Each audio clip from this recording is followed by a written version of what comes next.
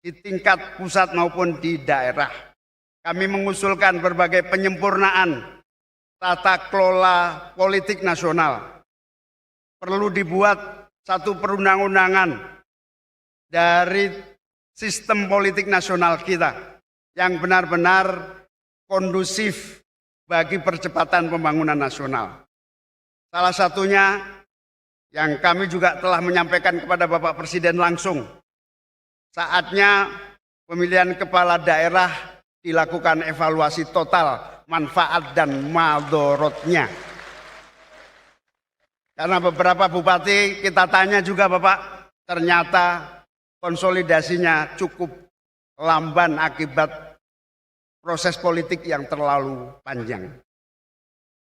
Kalau tidak ditunjuk oleh pusat, minimal pemilihan kepala daerah maksimal, maksud saya, maksimal dipilih oleh DPRD di seluruh tanah air. Ini menjadi usulan yang cukup menantang karena banyak sekali yang menolak, tapi PKB bertekad tujuannya satu, efektivitas dan percepatan pembangunan tanpa berliku-liku dalam satu tahapan-tahapan demokrasi. Apalagi ada isu belum putus di DPR. Pemisahan pilkada dan pemilihan umum. Dari keputusan itu yang disetujui oleh teman-teman penundaan pemilu DPRD saja. Yang lain nggak setuju katanya. Kita berharap di bawah kepemimpinan Presiden Republik Indonesia Bapak Prabowo Subianto akan terjadi konsolidasi demokrasi yang efektif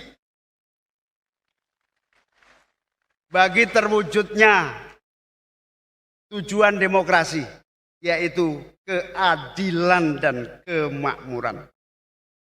Bapak Presiden, hadirin sekalian yang saya muliakan, termasuk di dalam catatan yang paling besar kita lakukan adalah kita membutuhkan pembenahan menyeluruh sistem pendidikan nasional kita. Terobosan yang dilakukan Bapak Presiden melalui sekolah unggulan, sekolah rakyat, dan berbagai kebijakan pembangunan infrastruktur pendidikan yang ditangani langsung oleh Presiden sebagai bagian dari upaya mempercepat kualitas sumber daya manusia kita untuk bisa mengejar berbagai ketertinggalan di dalam kompetisi di tingkat global. Gagasan-gagasan itu PKB akan menjadi bagian terdepan agar pendidikan nasional benar-benar mengalami perbaikan menyeluruh dan kita bisa bersaing dengan negara-negara lainnya. Dalam konteks ini, seluruh stakeholders, khususnya pesantren, yang ada di dalam keluarga besar PKB, Bapak Presiden, di dalam koordinasi hari-hari pekerjaan politik kami, salah satu yang menjadi tanggungan kami adalah pesantren. Rata-rata satu orang kader memiliki satu wilayah koordinasi dengan pesantren minimal satu.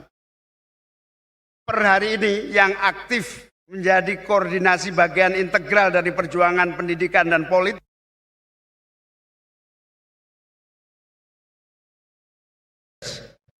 tidak kurang sudah hampir mencapai angka 10.000 pesantren di seluruh tanah air kita.